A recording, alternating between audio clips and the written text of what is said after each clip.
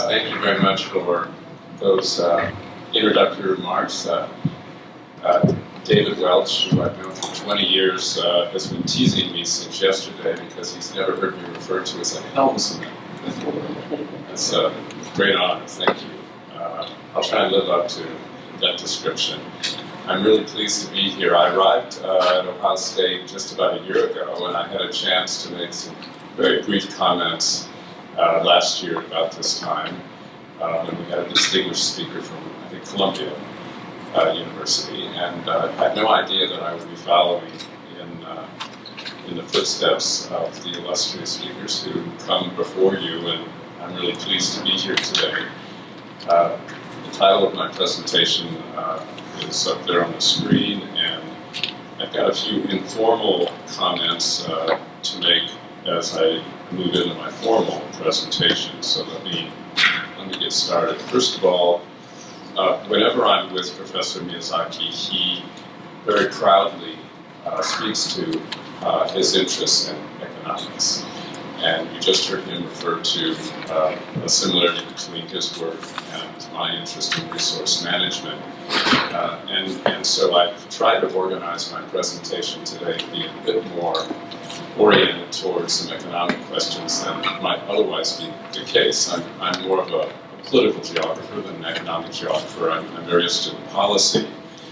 And this presentation is not so much about that. It's about work I've been doing for the last 20 years, as you just heard, as an advisor to the Shibusawa Eiichi Memorial Foundation.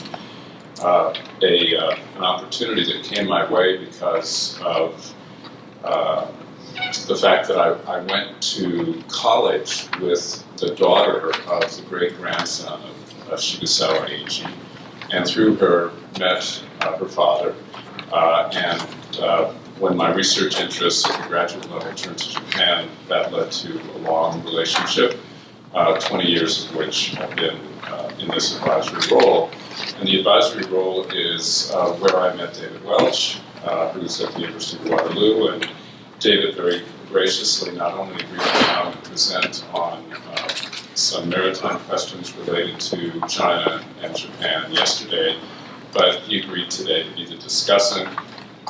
Like me, he's been associated with the foundation for the last 20 years, and in his own right is very knowledgeable about the topic that's under discussion today. And I'm looking forward to having the privilege of his comments at the end. And then last but certainly not least, he and I both look forward to any questions that you might have at the end of the program. I thought I'd begin with a presentation overview. I'm very interested in questions of international education and global engagement as part of my current appointment here at Ohio State University. And that this relates to the comment I just made about how I want to pivot to a certain extent toward some economic questions. You'll see where I'm headed in just a moment with a chart that I'm going to put up. But in terms of the opening segment of my presentation, there's a great deal of interest in the United States right now about the importance of our student graduates needing to have expanded intercultural skills and understanding of societies and cultures outside the United States. And the thought occurred to me that my work with the foundation, my own journey to study Japan and arrive here at Ohio State is an illustration of, I think, some insights into how do we develop an expanded intercultural skill base and understanding of societies and cultures outside the United States. And then the case study itself will be looking at Shibusawa Eiichi as an entrepreneur and a philanthropist. I see some relevance, of course, to his legacy for the East Asia Studies Center in his 50th anniversary year and the Institute for Japanese Studies. I'll be making some comments about that. And then finally, and perhaps most importantly, there's a discussion among Japanologists, both here in the West and also students of Japan, of course, in Japan, itself about whether the country is poised for a new Meiji era. And it's important to recognize that Shibusawa Eiichi was one of the great architects of Japan's modernization over the course of the Meiji period. And there's some insight, I think, that can be lent to this discussion about whether Japan might, in the 21st century, be in a position to replicate some of the great achievements that it achieved in the 20th, late 19th, and early 20th century, in part due to his leadership. So I'll be focusing on that toward the end of my presentation today.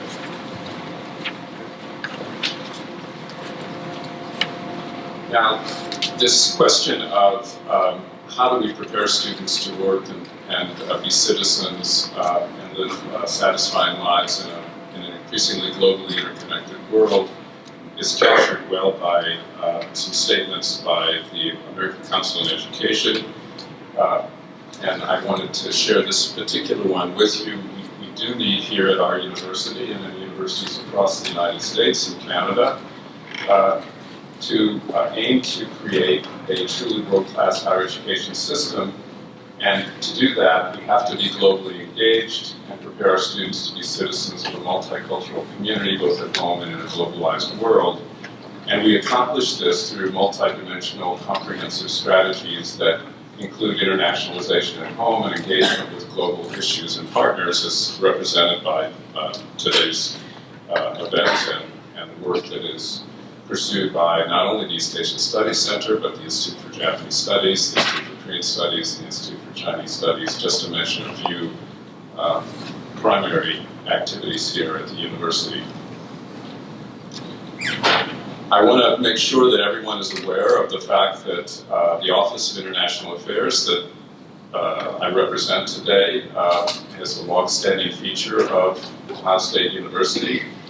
It's the part of the university that recruits and advises international students. We're a very large university, 68,000 students, and we have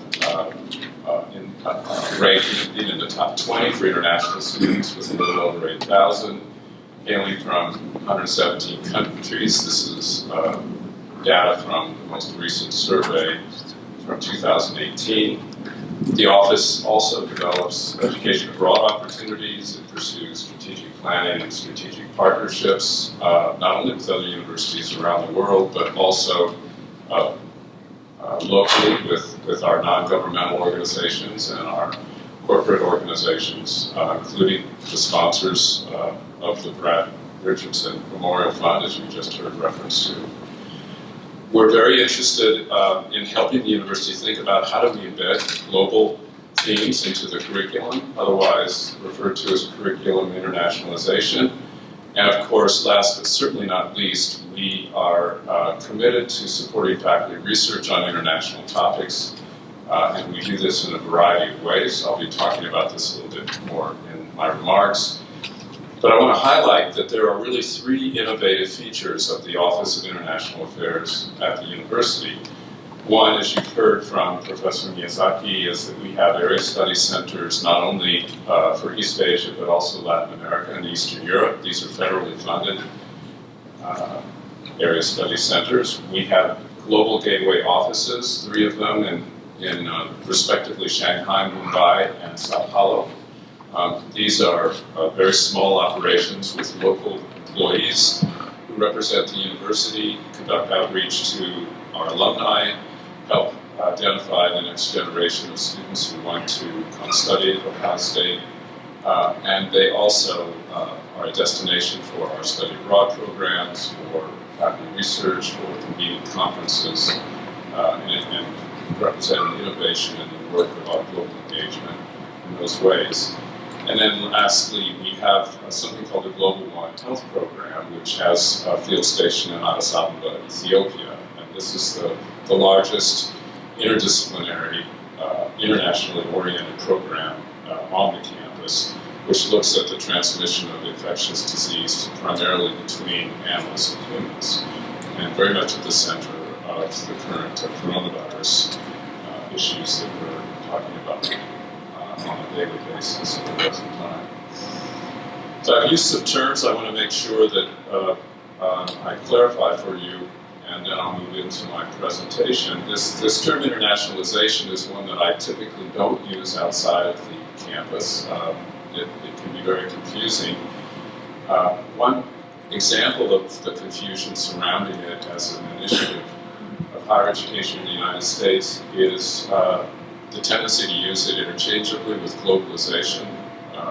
I take the position, and many of my peers take the position, that the two are not interchangeable. I'd like to suggest to you that globalization is the movement of people, ideas, goods, capital, services, pollution, diseases, for example, across borders. And internationalization is higher education's engagement with that reality. And we do this, I have a formal definition up here that I won't read, but if you think of the basic definition of the university as teaching, research, and service, or engagement, service and engagement being interchangeable, then what internationalization aims to do is bring a global dimension into those activities of a comprehensive university through teaching, research, and engagement. And I want to tip my hat to Professor Miyazaki with this particular chart. I've been fascinated with the way in which employer interviews have established the need for expanded knowledge and skills to succeed in the global economy. And I'm summarizing here some statistics, statistics from interviews in 2007 and 2015, where there's a remarkably high affirmative response from the business community about the importance of intercultural knowledge in global issues, or intercultural skills and understanding of societies and cultures outside the United States. Just want to highlight the 78% figure here at the top of this chart. If that's not an argument for the work of the East Asia Studies Center, or the Institute for Japanese Studies, or our Department of East Asian Languages and Literature, I don't know what is. Of course, this is a question that gets directly at what the College of Business might do, the Fisher College, but it's a much bigger question than simply asking how does a market operate across the world. It's the question of how do we interact constructively with people from different cultures? How do we look at questions from different cultural points of view? How do we develop critical thinking skills? How do we work on teams comprised of people from different countries and of different age groups? And I'm sure that the Honorary Consul General and the companies supporting us today could tell many, many stories about the significance of these skills for the success of their operations. So I put this as a backdrop to the case study that I'll now turn to, where I want to argue that the importance of looking at other cultures, in this case Japan, from a historical point of view, can help answer the question of how do we develop these intercultural competencies that are at the heart of some of our efforts to pursue the question of internationalization in the academy today. Okay, so let me move into my remarks on the foundation and on Shibusawa Eiichi. This 20-year period that I referred to has launched a variety of projects focused on the rediscovery of Shibusawa Eiichi. 20 years ago, one could argue that he was not just simply a big man, but a big man in Japanese history, revered for his extraordinary accomplishments, which I'll talk about more in detail and which are summarized on the handout that we've distributed. But one whose achievements were receding to the past, like other great figures before him. Thanks in part to the Foundation's efforts, he and his life seem to have revived and captured the interest of the times, being introduced frequently in the media in the context of issues facing Japan today, not the least of which is that, as Professor Miyazaki noted on his opening slide, Shibusawa Eiichi has been designated as the visage on the 10,000 yen note that will be reissued in the next 5 years. And so I want to argue and present information on the historical significance of this person, how the work of the foundation seeks to identify the contemporary meaning of his life and work. A couple of pictures. This is a picture that is commonly associated with Eiichi. He lived to be 91 years old, born in 1840, died in 1931. This is his great-grandson, Masahide Shibusawa, born in 1925, and if you could do the math very quickly in your head, he just turned 95 this month. So there's some special celebrations that are in store because of the significance of that achievement and the fact that he has outlived his great-grandfather by 5 years now. He's the current president and chief executive officer of the Shibusawa Eiichi Memorial Foundation, and as I mentioned, the father of my classmate when I was in college many years ago. So one way to think about Eiichi is as a force of history in terms of his leadership and civic values. Descriptive terms like extraordinary leader, nation builder, entrepreneur, social reformer are rarely used to describe Japan's intelligentsia at the turn of the 21st century, much less one individual man or woman. Yet many accord such accolades to Eiichi as a descriptor of how his leadership responded to the challenges faced by modern Japan, and his achievements continue to set the standard by which many great accomplishments of the country can be measured. In reviewing his legacy, it becomes clear that he was a bold, decisive, and visionary national and international leader whose life was characterized as it stretched across the late 19th and early 20th centuries by such capacities. His prowess in the business world is illustrated by the role he played in the creation of the Ministry of Finance in Japan's first Western-style bank, Daiichi Kokuritsu Ginko, and the astonishing fact that he was involved in the creation of hundreds of companies and business associations which covered the entire spectrum of Japan's newly emerging modern economy. And one of the statistics that goes along with this is that he was involved in the establishment and operation of roughly 500 companies during his lifetime and an estimated 600 nonprofit organizations.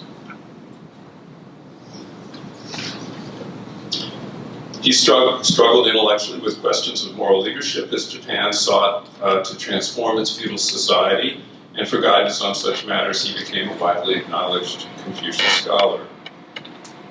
His sense of social convictions were manifested in terms of philanthropy, and they were equally strong.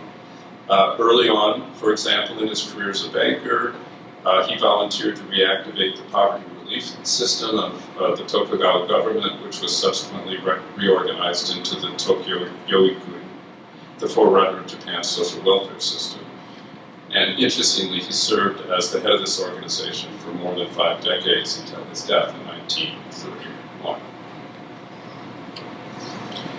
Early in the Meiji era, that is the period between 1868 and 1912, Eiichi articulated the view that national reform was needed in order to respond to Western imperial activity in East Asia.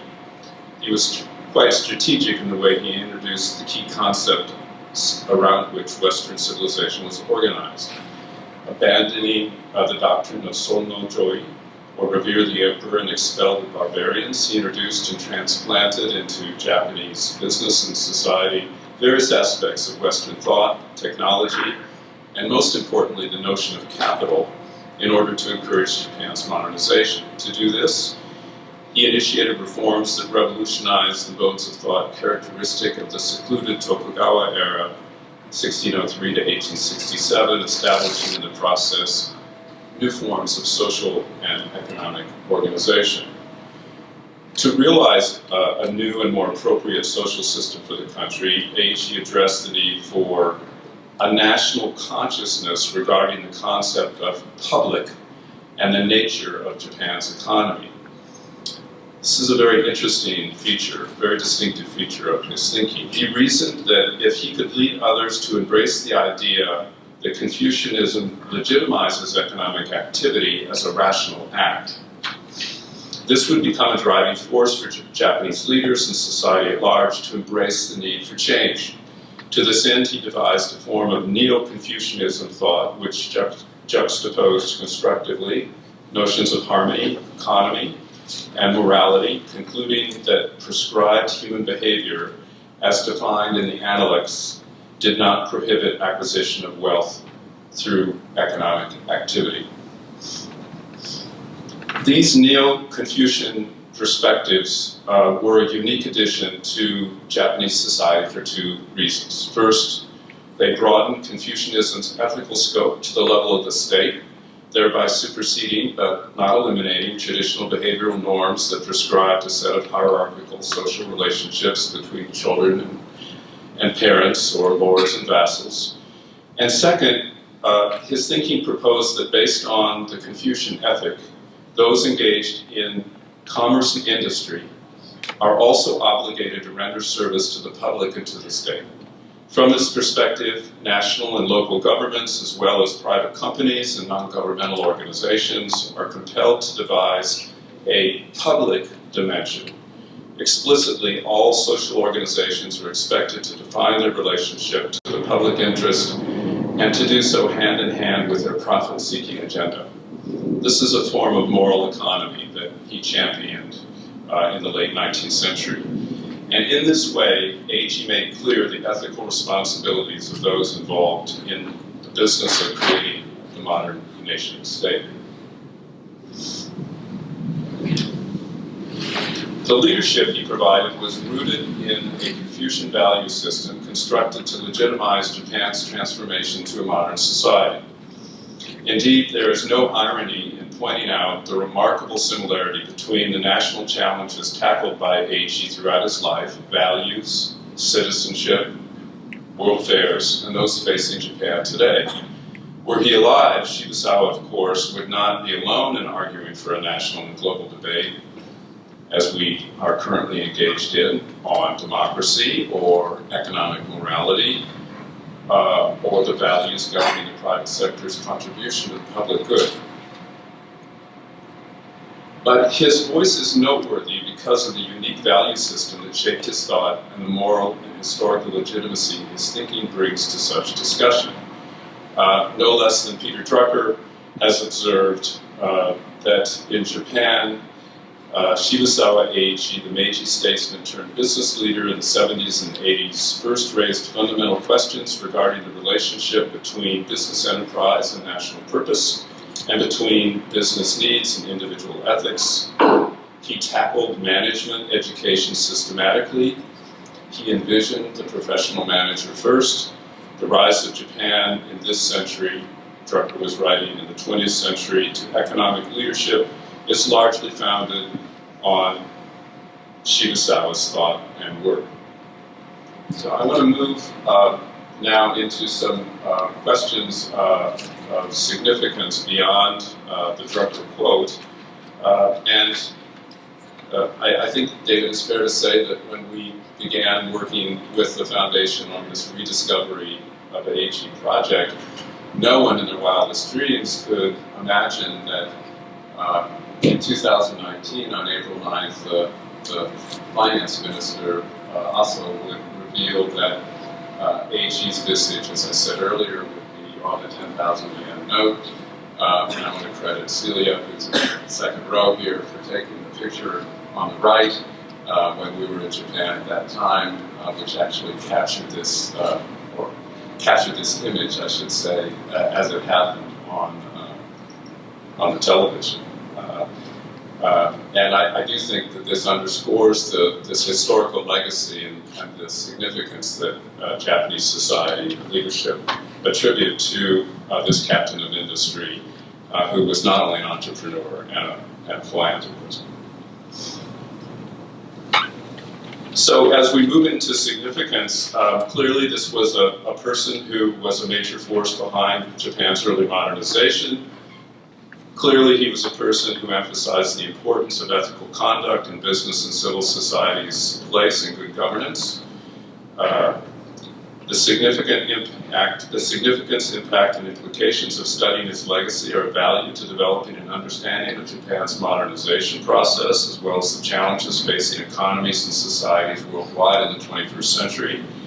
And I'd like to think that the Foundation's wide-ranging efforts these past 20 years have been both to elucidate his importance as a Japanese leader, but also to shed light on his contribution to Japan's modernization through comparative study of his legacy's impact. Of equal importance to better public understanding of the role of history and the accomplishment of historical figures like Eiichi, the intellectual significance of such historical insights and their bearing on the problems of the day is that in the past 25 years, the Foundation finds itself at the forefront of a burgeoning trend in the international scholarly agenda, which I describe as the significance of public scholarship from a global perspective.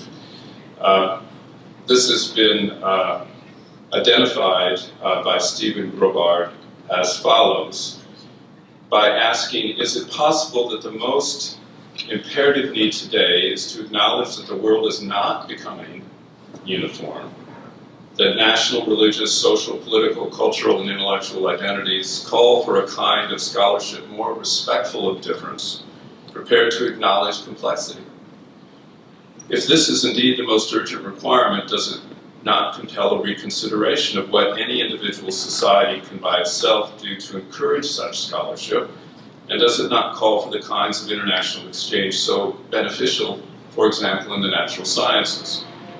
Has the social scientific scholarship of recent years, so linked to the specific needs of American society, our society, created a parochialism that needs to be addressed and criticized? Is a new kind of international scholarship not called for in which Americans, of course still principal investigators, work more closely with those prepared to entertain different views and priorities, and those views and priorities are not typically published in English? While the term public scholarship does not in and of itself express the total ambition of a venture that goes beyond the practices of the 20th century, it implies that there's a public more extensive than the ones that exist in the United States that needs to be served by scholarship less wedded to the needs of a single society. And I think the Foundation is an exemplary proponent of putting together interdisciplinary as well as cross-cultural teams of researchers to explore those questions. That is, to look at the legacy of this individual in comparative perspective. Now I want to turn to the significance of my remarks to this point and Japan. And I'll be spending a little bit more time in this part of my discussion.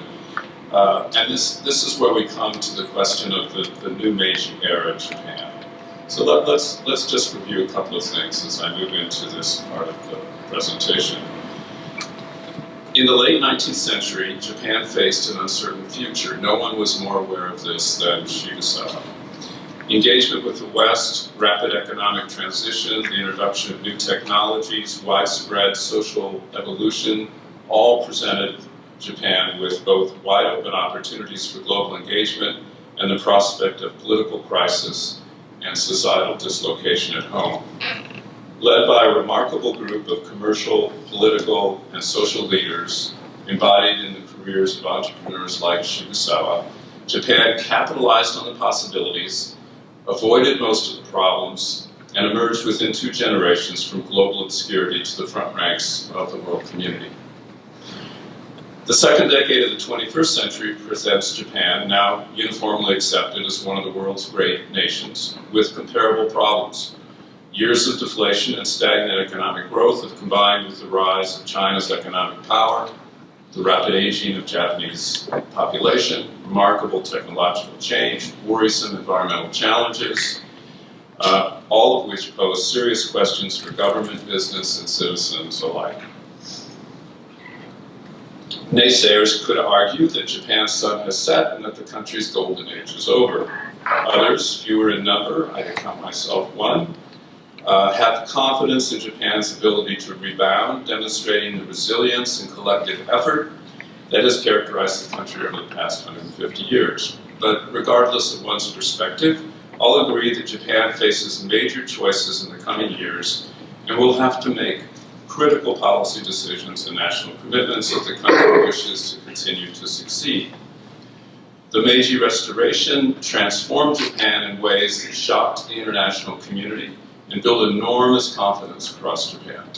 The country managed by focusing its remarkable collective energy and determination on the prospects of modernization.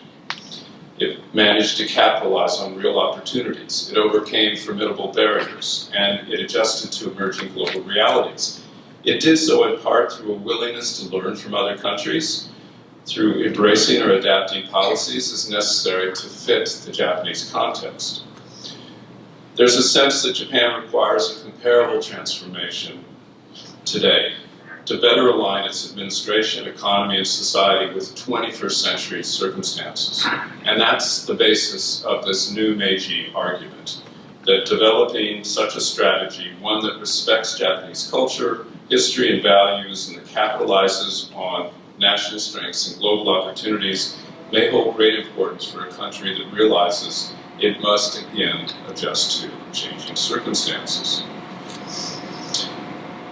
In national as well as comparative global context, then, Eiichi's impact on Japan's early modernization does indeed remain relevant for the insight it provides regarding interconnections between past and present trends of capitalism, particularly entrepreneurship, philanthropy, civil society, and international relations. Central to Eiichi's thinking was the notion of moral economy, as I've referred to earlier.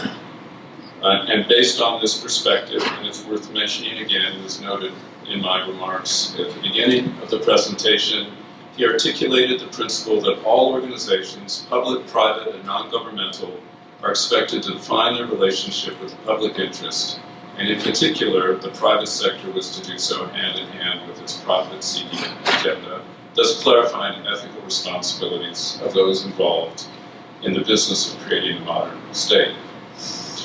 So, as Japan enters the second decade of the 21st century, and based upon the foregoing review of the leadership vision and values of Shibusawa Eiichi, what possible lessons might be explored for a new Meiji era? And I think there are two avenues that can be pursued simultaneously to confront the challenges and opportunities associated with the new Meiji. The role of individual empowerment and better governance is one avenue, and the links between entrepreneurship and philanthropy is the second. So in terms of individual empowerment and better governance in the new millennium, my thoughts are these. The discussion and research initiated by the Foundation since 1999 reinforced, for example, the recommendations of the 2000 publication, The Frontier Within, Individual Empowerment and Better Governance in the New Millennium. This was commissioned by Prime Minister Obuchi, titled Prime Minister's Commission on Japan's Goals for the 21st Century. And the Obuchi report, as it's called, in short, is an extraordinary, although underappreciated exploration of the challenges Japan faces in the 21st century. It identifies a need for new forms of leadership and individual initiative that are comparable to the ideas that Eiichi offered as Japan confronted the 20th century. Like Eiichi, the Obuchi report focuses on engaging the public in discussions of national aspirations, of empowering people in such a way that they become the chief agents, leading government to pursue national goals. And as such, it's a thoughtful discourse on the concept of civil society and the role that civilians must play in the face of the pervasive forces of economic, cultural, and political globalization, domestic and international issues of human security, and national self-determination in an increasingly interconnected and interdependent world. So that, I think, is one avenue, the question of individuals who see government as their agent and who are increasingly aware of their responsibilities to better address the challenges facing Japan in the 21st century. The second example that I referred to that links back to Eiichi is entrepreneurship and philanthropy. Many people are not aware that in 2016, Japan had the second highest concentration of high net worth individuals in the world after the United States. Exploration of the intersection between entrepreneurship and philanthropy among the newly wealthy in Japan can contribute to the creation of a strategy for a new Meiji era. Such a strategy first requires collaboration between national and local governments in the formulation of projects that encourage a role for business in global, national, and regional policy and program development. Second, engages Japan's non-governmental organizations sector, which, while relatively small, has grown significantly in response to the Kobe and Tohoku natural and nuclear challenges in 1995 and 2011, respectively. And third, encourages leadership based on the principles of business management championing historically by Shibusawa Eiichi as well as by contemporary entrepreneurs. Going back to Stephen Girard and Andrew Carnegie in the United States and Shibusawa Eiichi in Japan, entrepreneurs have been interested in using their wealth for philanthropy. The traditional model for doing so consisted of giving financial support to organizations in areas of interest to the donors, such as universities, research institutes, or libraries. But beginning in the 1990s, a new group of entrepreneurs in the United States and other countries have sought to develop a new mode of philanthropy, generically called venture philanthropy, that would enable them to use the skills and experience they've developed in starting new businesses to address social problems. An examination of the traditional and new models of philanthropy could assist in understanding the needed dimension of Japan's new Meiji, based on some core ideas. The traditional model involves grant making from income or endowment or current income, lack of personal involvement by the donors in the work of grantees, focus on outputs, what's done rather than outcomes, what's accomplished, and limited concerns about sustainability. The new model entails a broader range of activities, including investment of assets as well as use of income, significant participation by donors in the social change efforts, including co-production with the grantees, results performance-oriented grant-making, and planning for sustainable or sustainability and exit strategies. In the United States, this new model is exemplified by such organizations as Google, foundations such as the Roberts Enterprise Development Fund, corporations such as Nestle, and intermediate organizations such as the Venture Philanthropy Partners and New Profit Incorporated. In Japan, there's growing interest in venture philanthropy, something I'd like to explore further. One example is a new social investment model that is analyzed by the Japan Center for International Exchange and its ongoing interaction with the European Venture Philanthropy Association, which studies venture philanthropy techniques. Another example is one referred to in Japan as the Japan Venture Philanthropy Fund and the Social Venture Partners in Tokyo. So it's particularly important to address the characteristics of entrepreneurship and philanthropy in Japan from the perspective of the major challenges facing the country today. First of all, to what extent can venture philanthropists contribute to addressing the needs of rural Japan, including demographic change, economic hollowing out? And is there a constructive role that such efforts might play in the hard-hit Tohoku region in the aftermath of the earthquake, tsunami, and nuclear catastrophe of 2011? Second, can entrepreneurial philanthropic thinking create more opportunities for youth to understand and lead non-governmental organizations, particularly in partnership with academic organizations, thereby nurturing a new generation of philanthropists capable of shaping the emerging 21st century contours of civil society in Japan? And third, at the international level, can more non-governmental organization programs be underwritten and sustained over time that seek to address negative stereotypes that exist in and between Japan and other East and Southeast Asian countries? So I want to end my remarks by reminding you where I started, and then I'll turn the podium back over to Professor Miyazaki to introduce David Welch. I'm hoping that in the discussion that we can talk a little bit more about the expectations that employers have for graduates to acquire expanded knowledge and skills to succeed in a global economy. I'd like to have some thoughts in dialogue with you about what those essential knowledge and skill sets are. And then, of course, last but certainly not least, what are the implications for the university?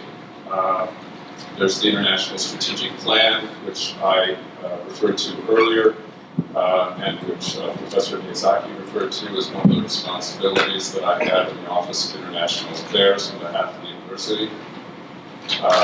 There's a particular role for the East Asia Studies Center and the Institute for Japanese Studies with regard to strategic planning.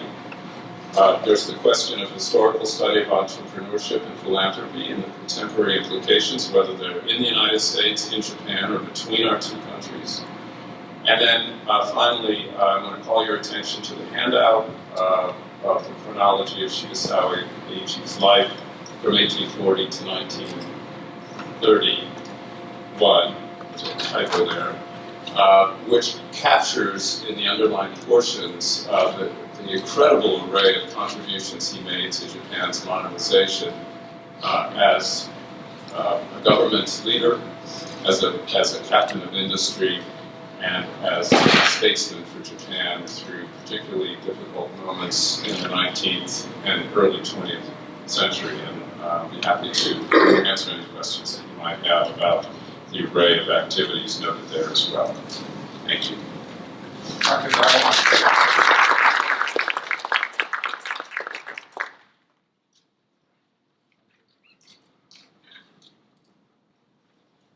Now I'd like to introduce Professor David Welch, the discussant to Professor Latz lecture. David Welch is Professor of Political Science at the University of Waterloo and Bausel School, is that pronounced right? Bausel School of International Affairs in Canada. He is widely known for his path-breaking discourse on theory of foreign policy changes, and also for his expertise on international security issues, not just of Japan, East Asia, but globally. His contributions are numerous in academic journals, monographs, and other public opinion contributions. I should like to mention that he has several international and national book awards, one of which I'd like to mention because it's given by OSU Marshall Center.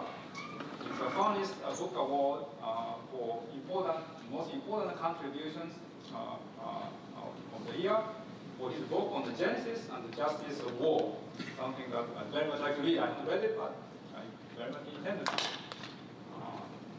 So he has also worked, as Professor Latz said, with the Shibusawa Foundation. So it's a great pleasure to introduce Professor David Welch, Discussant.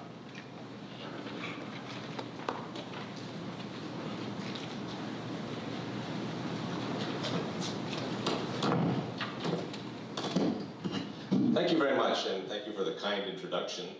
He oversold me, so I'm not quite that distinguished, but it's a great pleasure to be here and back at Ohio State. It's been a long time.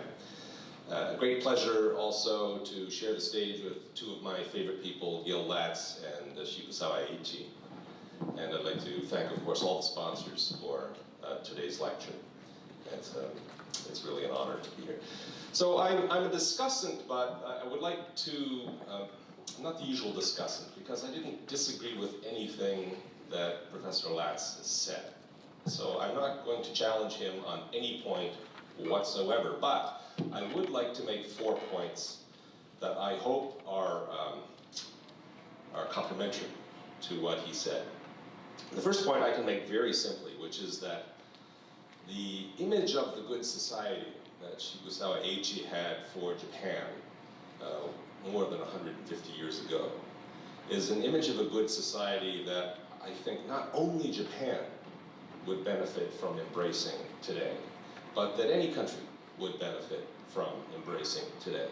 So a lot of the social and economic pathologies that we see in Japan, we also see elsewhere. We see them here, we see them in my country, Canada, we see them in Europe. There are somewhat different challenges in each different place, but there is an underlying common thread, I would like to suggest, which I'll come back to in a minute. So that's point number one, quite simply, that I don't think the lessons that Shibusawa Eiichi's life and teachings have to offer Japan are really only for Japan, they're for all of us. The second point I'd like to make is that Shibusawa Eiichi was not just an entrepreneur and not just a public-spirited contributor to the modernization of Japan. He was extraordinarily progressive for a man of his time. So among his major causes that he championed were, for example, women's education. Almost unheard of as a public cause in late 19th century Japan or anywhere else for that matter. Accommodations for the disabled. Again, it simply wasn't a conversation at that time. Workers' rights. There's a man who founded 500 corporations or something like that, championing workers' rights. How many entrepreneurs today can you imagine being legitimate champions of workers' rights? And women's education is one that particularly interests me. That jumped out at me when I started learning about his life. And he was one of the foundational figures in the creation of Japan's first women's university, and consistent through his career, he championed women's education. There's a very interesting study that just came out, published in the Harvard Business Review, which addressed the question of why is it that we see such a large gender gap in the modern economy? Why is it that the boardrooms are staffed overwhelmingly with men? Why is it that men progress through the ranks more quickly than women? Why is it that men are paid so much more than women at the higher management levels of American firms? And the answer, it turns out, is not the predictable one. It's not the one that everybody thinks. If you just ask even workers in these positions, managers in these positions, why is it that there's a significant gender gap between men and women? They almost always will say, well, it's because women value the family side of their lives more than the men do, and they devote more of their time and energy to work-life balance. And it turns out that that's actually wrong. They don't. The main problem, this study found, is overwork culture. So the high-powered people in the high-powered positions in the high-powered industries are working far too hard and far too long. Making far too much money, but that's a separate consideration. And the problem is that women tend more often than men to try to take advantage of available accommodations to adjust for overwork conditions. And that has the effect of slowing them down. And they're penalized for it by their male colleagues who think less of them for taking advantage of available accommodations. So if overwork is in fact the single most important driver of gender inequality in the workplace, imagine how much worse it is in Japan. The overwork culture in Japan is significantly more serious than it is in the United States or Canada or Europe. I have a lot of Japanese friends. I try to stay in touch with them. I can almost never contact them until 9 p.m., 10 p.m., 11 p.m. Japan time, because they're working. They work that late. And they're back in the office at 7:30 or 8 in the morning. So small wonder that Japan fares worst of all OECD countries on gender equality measures of any kind. And it's well behind the next worst country in the OECD. So Shibusawa Eiichi really had his finger on something when he was trying to promote women's equality by promoting women's education back in the day. So there was much more to him just then, the entrepreneurship and the philanthropy and the public spiritedness. Third point I'd like to make is that Shibusawa Eiichi did have a very detailed vision of the good society, as Gil has mentioned. And as his life progressed, he became more and more disenchanted with the direction that Japan was taking. And when he finally died in 1931, it was, I think, with something of a broken heart, because he didn't see Japan developing in the direction that he had hoped and envisioned. Japan did, of course, embrace modernization remarkably, did astonishingly well in catching up with Europe and the United States in technology and in modern organization and in the capacity of a modern bureaucratic state to provide goods and services for the people, but also to extract rents and redirect their energies in directions that Shibusawa Eiichi would not have approved of. He was not a fan of the imperial policy Japan followed in the 1920s and 1930s most enthusiastically. And I think he probably would have said that what Japan got right was the need to modernize, but what Japan did not get right was to put a check on the collectivism, right? The nationalism that was really fueling a lot of the modernization drive. It wasn't strictly necessary that it had to happen that way, and I think he lamented the error in the direction of too much collectivism. And for those of you who are historians interested, for example, in the Second World War, I'm sure you're familiar with the mind-boggling tales of Japanese commanders and soldiers and sailors and the degree to which they were willing to sacrifice themselves on behalf of the country, on behalf of the emperor.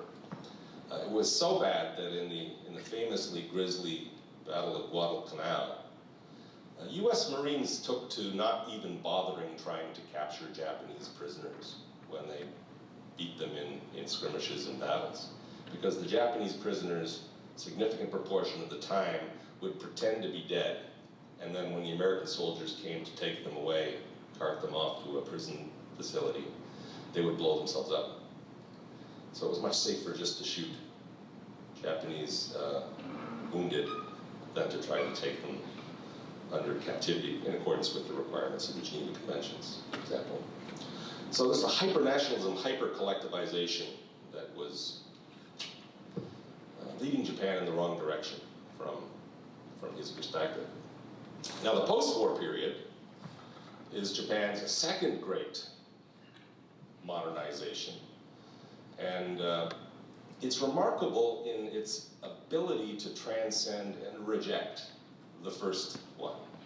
So Japan very successfully eliminated militarism as a doctrine, successfully eliminated the role of the military in policy and policy making, successfully democratized, and over time recovered remarkably quickly and remarkably effectively from utter devastation in World War II.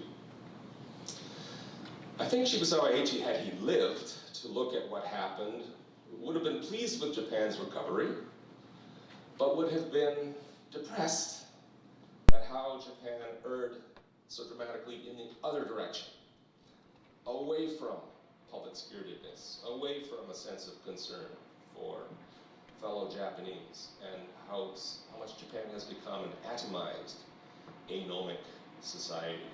It's a society in which people can spend their whole lives virtually not interacting with anyone other than immediate family members and people in the workplace. It's a country which is plagued by the problem of the hikikomori, high suicide rates, high levels of depression, disaffection. So it's gone too far in the other direction, away from the collective spirit. He would have lamented that as well. Just to illustrate that point, I frequently teach at the National Defense Academy in Yokosuka, which is Japan's version of West Point. If you've been to West Point, you'll know that the cadets there are there because they want to be there, and they're there because they want to defend the country.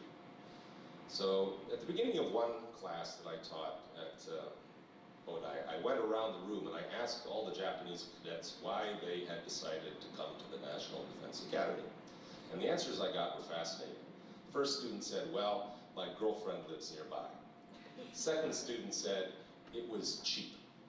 Third student said I wanted to learn a skill. The fourth student said I couldn't get into all of the other universities that I wanted to get into. And so it went one by one by one, and finally I got to one student who said, I want to serve my country.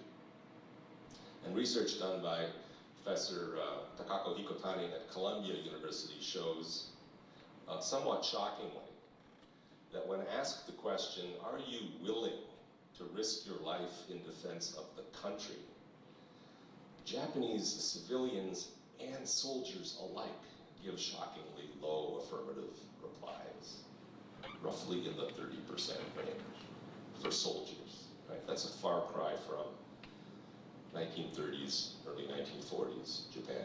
So it's fundamentally changed as a society, and I think Shibusawa Eiichi would also disapprove of that. So the new Meiji concept that is under conversation these days that tries to look back on his teachings and his understanding of the good society of Japan is, I think, a helpful way of trying to understand the proper correction to those two earlier deviations from his original vision. And if we're students of Hegel or Polanyi, we're familiar with the concept of thesis, antithesis, synthesis, or the double movement. Very often through history we have important changes that arise as reactions to one trend or development, results in some kind of overcorrection, and then at the end of the day you have a new reaction to the reaction that is net positive, and that's the way in which societies often progress. Will Japan get there? We don't know, it's early to tell, but there are signs that there's a growing consciousness in Japan that this is necessary and that this should happen. So that was my third point, the relevance of Hegel to Shibusawa Eiichi. My last point is that Japan is a country that has a long history of overcoming really significant challenges and overcoming them successfully, and at least in an important sense. And it's never smart to count Japan out. I'm totally with Gil on that. I'm optimistic long term on Japan. But Japan, I think, is especially important to pay attention to today, precisely because it's a country that has so many challenges. But they're challenges that are not unique to Japan. They're challenges that much of the rest of the world will also be facing. And these include demographic transition and ultimately demographic decline, aging society, energy transition difficulties, natural resource limitations. This is the right time to be looking at Japan for insight as to how to solve these kinds of challenges. And that also was a sentiment shared by Shibusawa Masahide and the people at the Shibusawa Foundation who have been working with Gil, with me, and others so very long, precisely to try to see what we can learn from the legacy of Shibusawa Eiichi for solving Japan's future-oriented problems. And I'd like to end just by mentioning I'm involved in two other things that share this particular concern and mandate.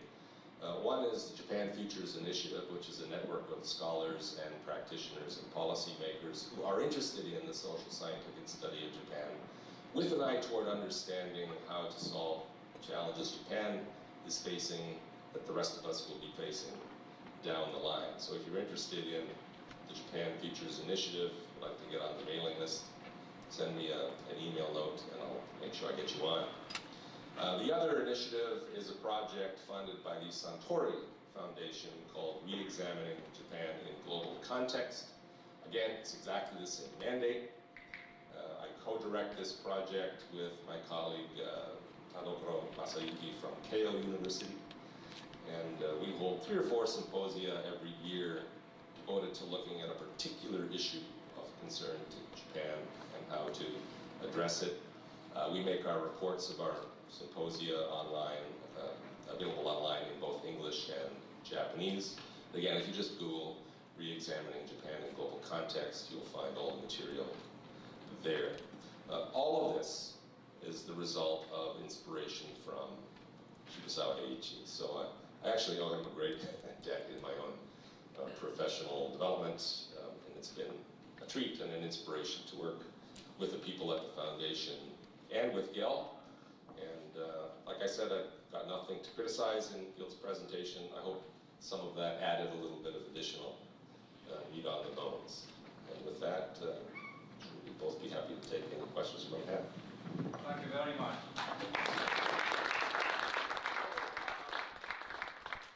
Let us open the floor for question and answers to both Gil and David.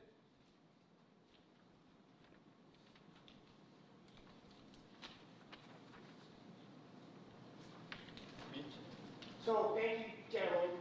That was really terrific, and I learned a lot and really enjoyed it. But two questions, one kind of a really basic factual, and the other one is maybe a little bit more philosophical. So you're talking about this period as the good society and ethical capitalism and ethical conduct in business. It's also the period of the Japanese colonization of Korea. And so on an immediate level, I'm just curious as to what each of you thought about the colonization, what role did he play in the industrialization in Korea, and if these progressive values that David is talking about extended overseas as well. And then on a larger level, I'm just sort of wondering if maybe one of these things doesn't beget the other. Like, is it easier to implement an ethical form of capitalism when you have colonies overseas that you are exploiting and forcing to do the hard work to? In a similar way as someone who started his career as an American historian, we can say that American plantation owners could establish a really genteel form of capitalism themselves because they had a built-in labor system to do certain things. And hovering over all of this is the fact that when you started by talking about the 10,000 yen note, like the Korean government didn't respond very well to the idea that Eiichi was going to be on that note. And so I'm just wondering what this says about his relationship with the time period and the Japanese relationship with Korea. Well, I can't speak about the Korean reaction to the 10,000 yen note. I think Eiichi was not in favor of the colonial adventure in Korea. What he was instrumental in is working with Koreans who were trying to adopt a variation on the importation of credit, the Western capital formation made possible by a banking system. And that's the positive story, I think. I think it's important to say, and I didn't have this in my remarks, and I thought of it as David was talking, and I'll see if David has further to add to this. Shibusawa is not like the Mitsui Corporation or the Mitsubishi Corporation. He never was interested in creating a zaibatsu, a conglomerate, which is more emblematic of the period that I think you're talking about.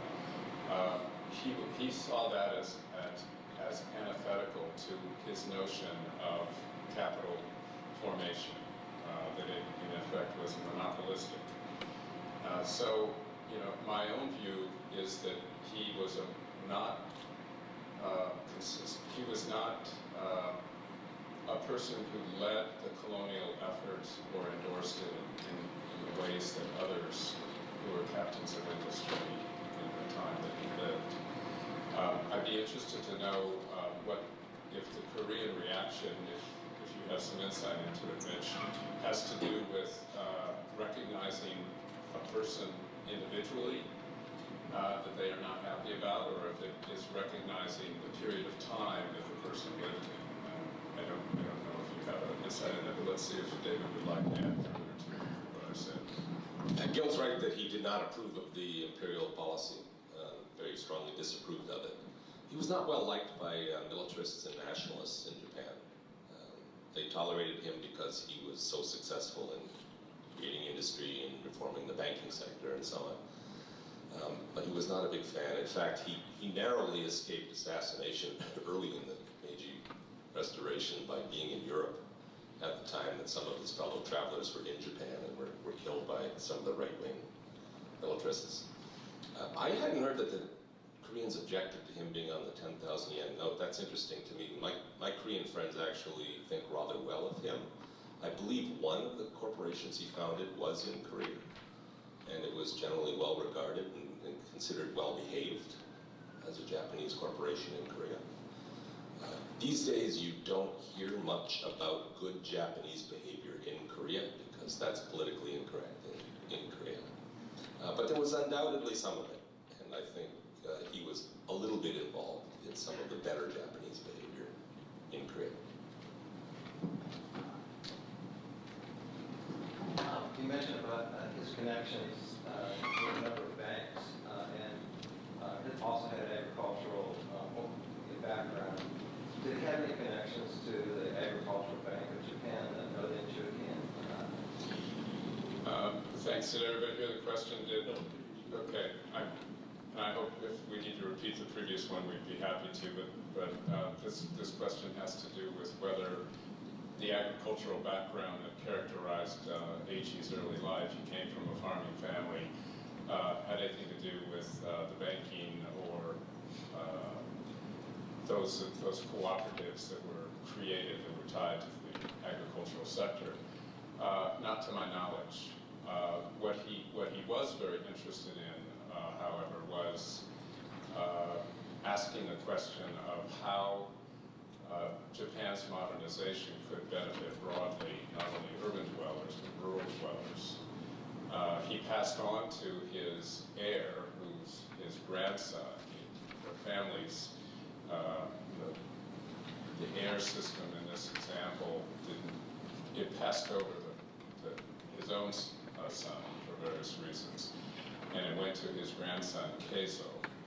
And Keizo was very interested in collecting representations of the transformation of rural society in Japan. And one of the projects the foundation has been involved in, which I'd be happy to share with you, is the way in which, in this early modernization period, the agricultural industries, such as basket weaving, transformed themselves into industries that were of value to the country as a whole. And the foundation has collected woodblock prints of this transformation that went on in the countryside as a way of capturing the spirit of the time, but also a rapidly changing rural atmosphere, which both the grandfather and the grandson realized would be soon but a memory. And I think that's a reflection of the value that he had. That's my own personal opinion.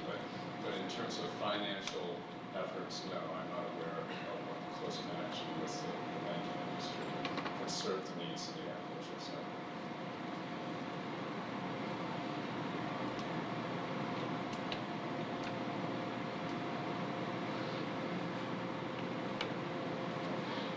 I was wondering if you had any thoughts about how this new Meiji period might coexist or exist with Xi Jinping's Belt and Road initiatives and this sort of thing moving forward in China within the rest of the century. So if everybody hasn't heard this question, can the new Meiji era coexist with the Belt and Road initiative of Xi Jinping? And David actually had some comments on the Belt and Road initiative yesterday at his presentation, so I'll let you go first this time. Yeah, so the new Meiji idea involves a wide range of domestic adjustments, a reconception of the relationship between the government and the people, a raft of changes in public policy. Prime Minister Abe has actually anticipated some of what would be needed when he talks about the importance of womenomics, finding ways of making it easier for women to participate in the workforce and stay in the workforce, and to achieve higher levels of parity with men in the workforce. So a range of domestic adjustments that I don't really think would have any particular implication for Japan vis-a-vis China. My remarks yesterday on the Belt and Road Initiative were mostly by way of saying that I see that as a desperate Hail Mary on the part of the regime in Beijing to keep the high levels of economic growth up. And I think it's a bad bet. It's not a Hail Mary that's likely to work for various reasons, which are a combination of political and economic and geographical. But China is not, in my view, necessarily a long-term problem for Japan. The Japanese fears of Chinese hegemony are overblown and incorrect, in my view. So I would think that if Japan makes the kinds of adjustments that Gil was talking about, it will be in better shape to deal with its own future challenges. I wouldn't want to be the one who tries to solve China's future challenges. I think they're just overwhelming, and it's a very, very long list. So I'm bullish on Japan in the future. I am not bullish on China. Unless there's some dramatic and interesting political change in China that actually results in genuine participatory democracy of some kind, stable rule of law, independent judiciary, all of the kinds of things you need if you want to become a high-income country. No country's ever become a high-income country without those things, unless they are either oil exporters, China is not, or Singapore, and China is not Singapore.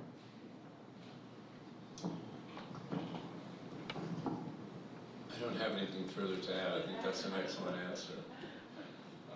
There is, I would just pose, and perhaps David wants to comment on it, that China's demographic trajectory is very similar in terms of the problems it's going to encounter as what we see happening in Japan.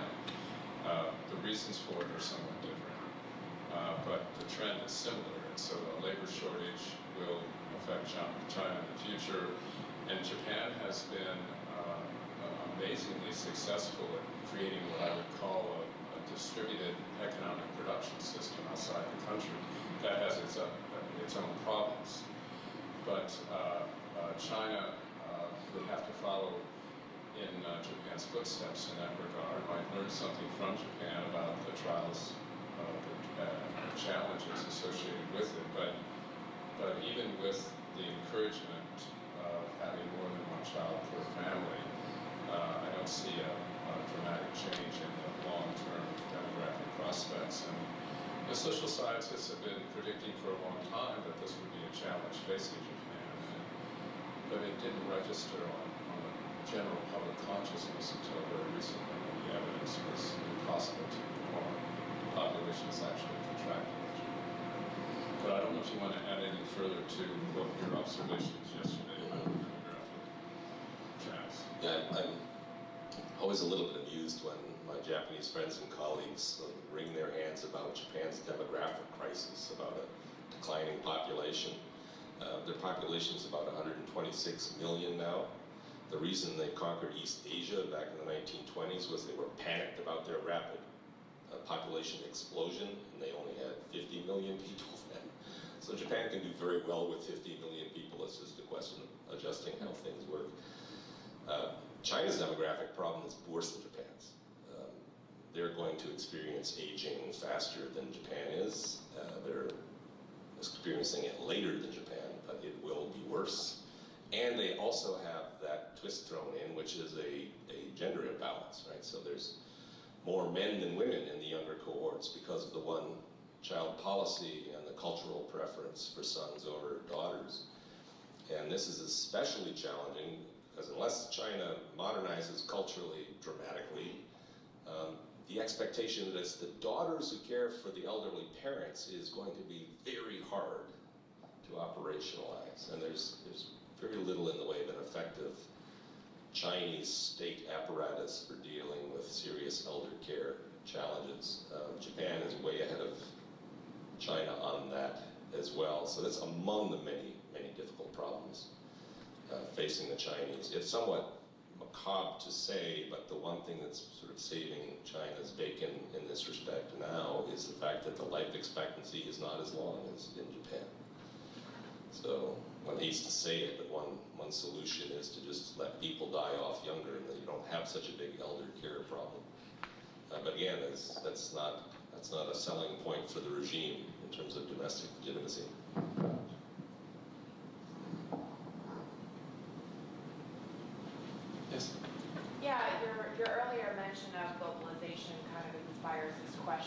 curious if Shibusawa's legacy extended beyond Japan. So Dr. Welch, you mentioned that maybe there was a sense, or if he were to look into the future beyond his death, there might have been some disappointment that Japan had lost its way from his teachings. But is there any evidence that his legacy extended beyond Japan, and maybe he has his fingerprints on economic systems in other parts of the globe, where they might have took direction from those teachings? Well, I'll start on this one. I'm not sure we can attribute his impact on economic systems to his thinking, but it is the case that if you look at just-in-time manufacturing and quality improvement circles, those ideas started in the United States. They were adopted by the Japanese after World War II, and then they migrated back to the United States. So I wouldn't pick an example like that. That's a very powerful one. Where I do see his fingerprints, though, is in terms of non-governmental organizations. He helped establish the Japan-America Society in New York City. He was instrumental in the League of Nations and Japan's involvement in the League. Not successful involvement, but nonetheless he represented those interests. A whole series of things in the handout that show not only his domestic interest in establishing avenues outside of government for pursuing ways that would lead to deeper understanding between peoples across the Pacific that really have had a lasting impact to this day. And his great-grandson, by the way, whose picture I showed you, in 1970 wrote a book called Bridge Across the Pacific, which was his effort to understand his great-grandfather. And he's recently just published it again, this time in English. And it really, the last third of Eiichi's life was devoted to statesmanship and how he could create better understanding outside of Japan about the characteristics of Japan too.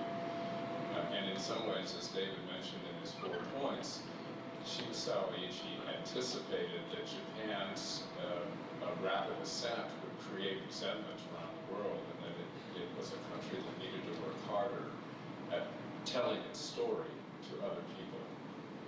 And he was a champion of that, including establishing the national broadcasting system as an avenue of communication.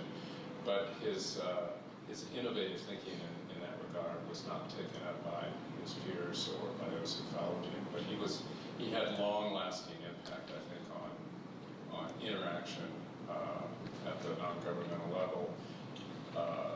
There's even an argument by a colleague of ours in Japan, which is well received, that business diplomacy was championed by Eiichi in a unique way during his lifetime and since. I think that's all right, but one thing I would add is that I think he's got no name recognition value outside Japan. I mean, very, very little. He's not well known. And he's not even particularly well known in Japan. I ask my Japanese friends, what do you know about him? And they say, oh, I think we went to visit the museum once when I was in school. But that's about all they can really tell you about it. So he did not go down in history as a particularly famous individual. I think in part because the nationalists and militarists were not interested in promoting his legacy at the time. And then I saw another hand. Thank you. Well, thank you very much. You both for interesting recommendations. I'm curious, and I wonder if I might ask whether Shibusawa's ideas that he propounded have influenced your work as educators and in academia. Are there ideas that you are conscious of perhaps applying in some way or would like to in your current projects? Very interesting question. The question is whether our exposure to his thinking has influenced our work as academics. Would you like to take that one first? So not directly to my own research, which is mostly in the areas of international security and foreign policy and international theory. But his vision was inspirational and encouraging. I think I have really learned the importance of what he was trying to do in building the bridges, in reaching out, in internationalizing, in exposing people to other cultures, trying to build empathy between cultures, and his very energetic efforts to get Confucianism to speak to Japan in a new and meaningful way is the kind of synthetic bridge building that we could use a lot more of that today. We're at a time in our history where it's pull up the drawbridges, and that scares me. So I think we need people like him to have an effect on others to try to keep those drawbridges down. Okay, for me to answer that one, we have time. The way he's inspired me too has been indirect, but in this last period, this last 1/3 of his life, he was very concerned about the anti-Japanese sentiment in the United States in the first couple of decades of the 20th century, and he led delegations to our country to try and build bridges, as David just mentioned. And so that had already made a big impression on me before the current moment where we seem to be withdrawing from the role that we played over the last 70 years in the world. And now it's even more poignant to imagine the risks that he took and the going against the grain attitudes, and even having the confidence to go to another country, which he admired tremendously. He started out admiring Europe, but soon after his first trip to the United States, he became fascinated with the American notion of democracy and the ways in which America grew into a powerful nation over such a short period of time. And he realized that Japan's destiny in some way was going to be tied to Japan's, to America's, to the American relationship. So I found that his example has encouraged me to bring the story into the classroom.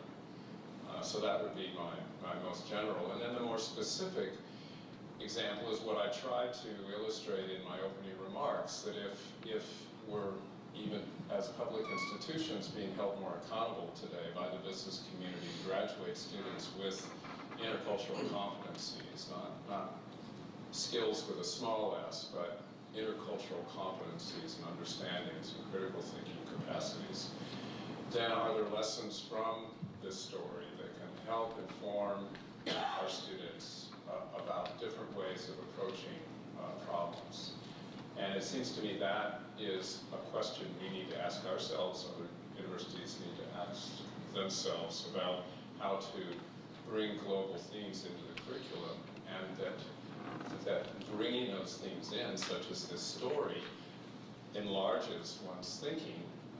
And then finally, I would just go back to what David said, that this notion of good society and the idea of moral economy, the idea of creating profit, but also being mindful of public good.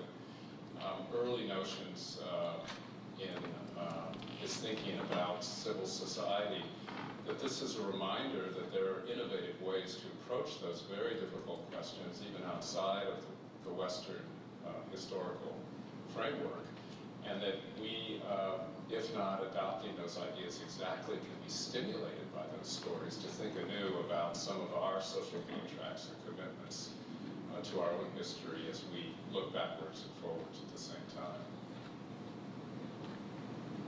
I have one economist question that you allow me. Please.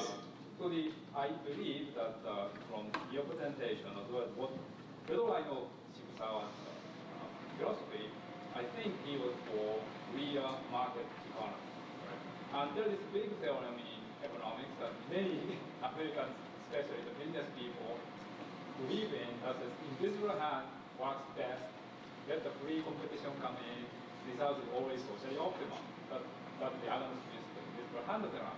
But what happens in the process of industrialization, globalization, whatever have you, is a market failure. Somehow it doesn't work for everybody. There are losers and there are gainers. And there are even worse environmental social problems that come from individual maximization, whatever they are seeking.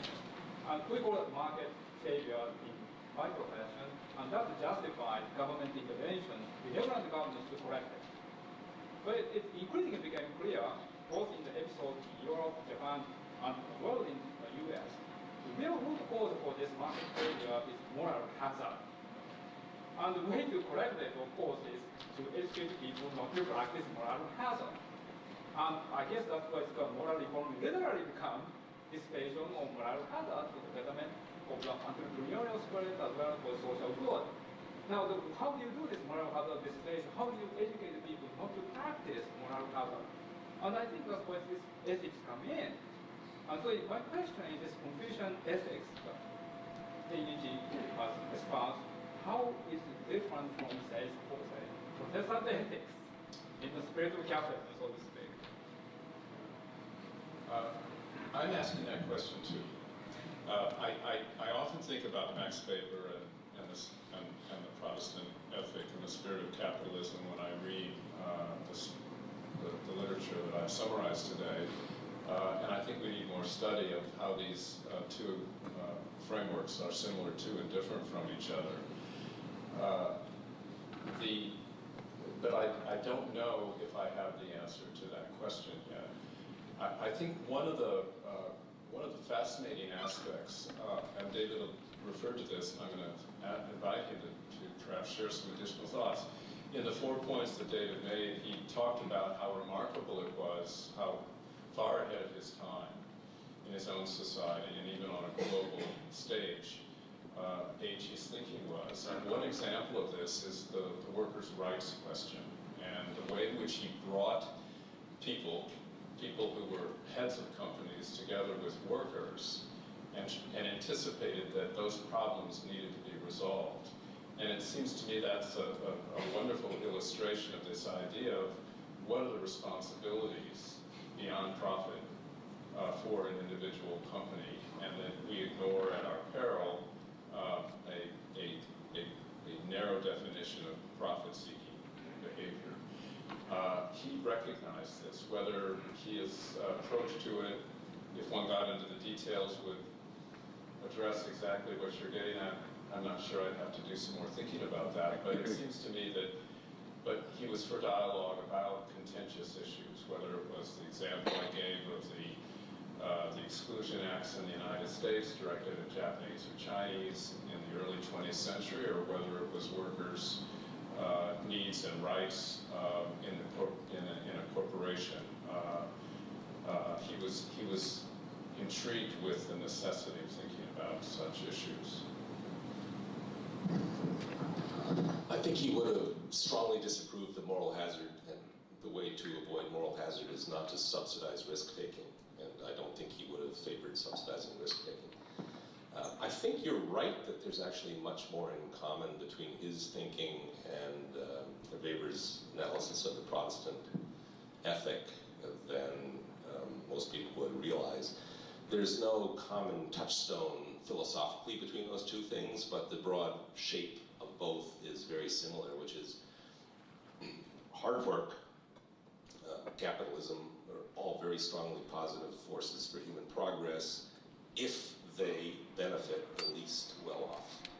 And so there must be those mechanisms for ensuring that societal welfare gains translate into individual welfare gains for the least well-off.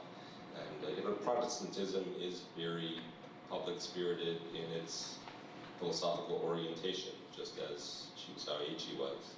And it's probably no big surprise that it's the Scandinavian countries that do so well on income inequality measures and quality of life measures and human development measures, because that's where the Protestants were acting on the basis of these philosophical commitments. So I think he would have appreciated those and shared an understanding of the importance of those, even though that wasn't the language he spoke.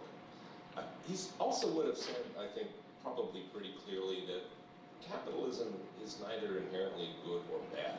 It's just powerful.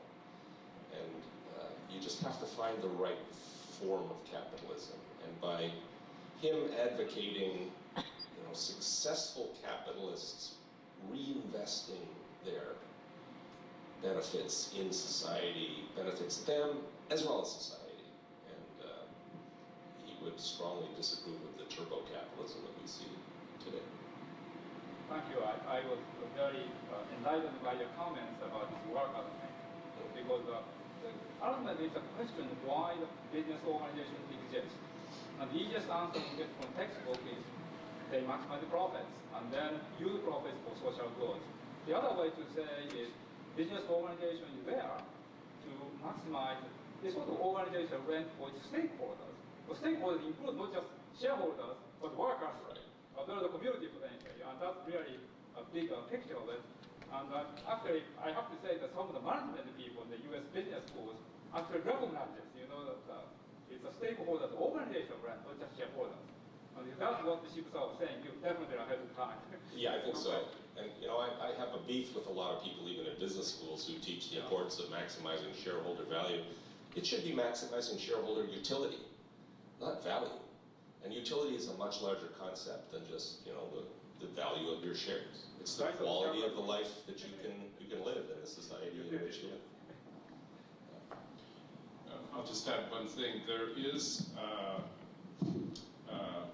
another observation here, which I've heard made by people who are much more knowledgeable about the question you're asking than I am, and I'll just try and summarize it with the understanding that it's not an area of expertise for me, and that is the idea of corporate social responsibility.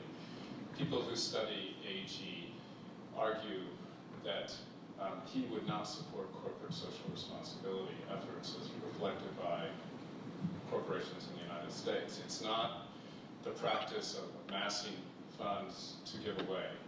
It's about the value system you create within your own company with your stakeholders as you define them, and the utility notion that I think David has just brought up. And that's a fascinating question, because when we hear stories like this, we think, oh, well, he was a forerunner in the thinking of what we now call corporate social responsibility. But as I say, people who know more about this than I do argue that he was not in favor of corporate social responsibility any more than he was in favor of the monopolistic combine that utilized the advantages of trade through some kind of family-run corporation. Thank you. That's a wonderful answer. Okay, we'll have an open, informal interaction among ourselves with the speakers. Let's go the whole way for sushi, sensei. Actually, could I ask Gil to tell one story, if you don't mind? Because there was this subversive element to Shibusawa Eiichi, and that's why I think the nationalists and militarists didn't like him. And the subversive element was he despised the idea that people should defer to elders and authorities just because. And that was as a result of a particular event in his life that I think is quite illustrative. Okay. You can tell us better than I can. I can tell it. I was going to talk about it, but I thought my remarks had gone on long enough. This is in Japanese, Konson Minpi, which is translated as revere the person above you at all costs, roughly translated. And the story that illustrates this is that when he was a young man, one of the feudal lords of his region came to his village and demanded that all of the villagers contribute to the dowry of the family that was about to wed someone to another person. And he was embroiled in a fit of rage. He seemed to understand almost instinctively this idea of social hierarchy that allowed someone in a position of power to dictate what someone else should do in order to further the aristocracy's needs and wishes was immoral. And he carried this value system into his thinking and was very much enamored of. He tells the story furthermore that when he was in Europe, he couldn't believe that people mingled from different levels of society to the extent that they did in comparison to Japanese society. And he brought back then the idea not only that Japan needs to dramatically change its feudal orientation, but that if people don't exercise their individual prerogatives, the country will not become capable of fending off the power of the West. And this was a deeply felt passion of his that is tied to this event when he was a teenager. Thank you. I think that's a good note to end on. Thank you all for your attention today.